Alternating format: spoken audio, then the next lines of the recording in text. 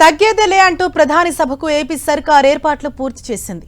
ఇవాళ అమరావతి పర్యటనకు ప్రధాని మోదీ వస్తుండటంతో 6,500 మంది పోలీసులతో పటిష్ట భద్రత ఏర్పాటు చేసింది. సభ జరిగే ప్రాంతం నుంచి 5 కిలోమీటర్ల వరకు, అలాగే గన్నవరం ఎయిర్పోర్ట్ ప్రాంతాన్ని నో ఫ్లయింగ్ జోన్ గా సర్కార్ ప్రకటించింది. సభకు 5 లక్షల మంది ప్రజలు వచ్చే అవకాశం ఉండటంతో అత్యవసర సహాయ సహకారాలు అందించేందుకు, అలాగే ఎమర్జెన్సీ వైద్యానికి 39 బృందాలను సర్కార్ సిద్ధం చేసింది. ఏర్పాట్ల పర్యవేక్షణ బాధ్యతలను 200 మంది ఎంఆర్ఓలు, 200 మంది సర్వేయర్లు, 100 మంది ఆర్డీఓలకు ప్రభుత్వం అప్పగించింది.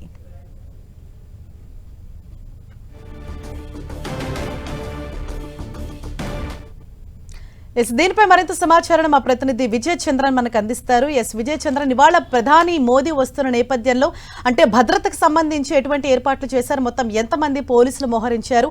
ఏ విధంగా ఏర్పాట్లు అనేవి జరుగుతున్నాయి? ప్రధానమంత్రి నరేంద్ర మోడీ వచ్చేస్తుండడంతో రాష్ట్ర వ్యాప్తంగా చాలా జాగ్రత్తలు తీసుకోవడం జరిగింది అని చెప్పొచ్చు. రాష్ట్ర వ్యాప్తంగా ఉన్నటువంటి 6,500 మంది పోలీసులు ఇక్కడ రాజధాని ప్రాంతంలో మోహరించారు. ఎక్కడే కానీ ఎటువంటి అవాంఛనీయ సంఘటనలు జరగకుండా, ట్రాఫిక్లో ఎటువంటి ఇబ్బందులు కలగకుండా అన్ని ఏర్పాట్లు చేయడం జరిగింది. ఒకవేళ వర్షం కురిసిన పరిస్థితులలో ఈ పార్కింగ్ ప్లేస్ ఏదైతే ఉందో అక్కడంతా నల్లరేగల నీరు కావడంతో అక్కడ బురదమయమైపోయి వాహనాలు చిక్కుకునే అవకాశం ఉంది. ఈ నేపథ్యంలో రోడ్ల మీద అంటే ఇక్కడ సీడీ యాక్సెస్ రోడ్డు అయితేనేమి, గతంలో ఏవైతే ఇంకా విశాలంగా నిర్మించినటువంటి రోడ్లు అయితేనేమి ఆ రోడ్ల మీద పార్కింగ్ పెట్టేందుకోసం అని చెప్పేసి చర్యలు తీసుకోవడం జరిగింది.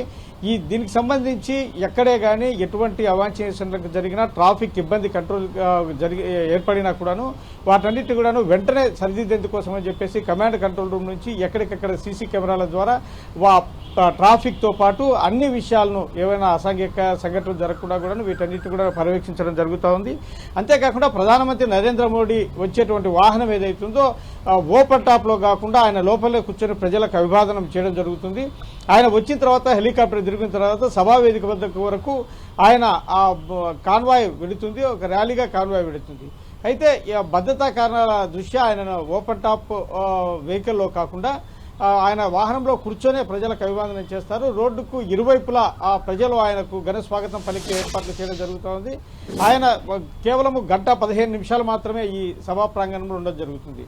అంటే ఇప్పుడున్నటువంటి దేశంలో నెలకొన్న పరిస్థితులు ఈ నేపథ్యంలో ఆయన పర్యటన త్వరగా ముగించుకొని వెళ్లాలని చెప్పేసి నిర్ణయం తీసుకున్న నేపథ్యంలో ఆయన పర్యటన అంతా కూడాను ఒక పకడ్బందీగా, ఒక ప్లాన్గా దీన్ని ఏర్పాటు చేయడం జరిగింది. సభా వేదిక మీద కూడాను ఎక్కువ మంది ఉండకుండా కూడాను దానికి సంబంధించినటువంటి ఎవరైతే అవసరమో వాళ్ళను మాత్రమే అక్కడ పెట్టడం జరుగుతుంది. 12 నుంచి 14 మంది మాత్రమే సభా వేదిక మీద ఉండే అవకాశం ఉంది. వీరిలో మంత్రులు చూస్తే కనుక చంద్రబాబు నాయుడు సహచర మంత్రులైనటువంటి పవన్ కళ్యాణ్, నారాయణ, లోకేష్ మాత్రమే ఈ సభా వేదిక మీద ఉంటారు. కేంద్రానికి సంబంధించినటువంటి 4 మంత్రులు ఈ సభా వేదిక మీద ఉంటారు. ఈ పెమ్మసాని, బండి సంజయ్, శ్రీనివాస భూపతి వర్మ, రామ్మోహన్ నాయుడు ఈ 4 కేంద్ర మంత్రుల అవకాశం ఉంది.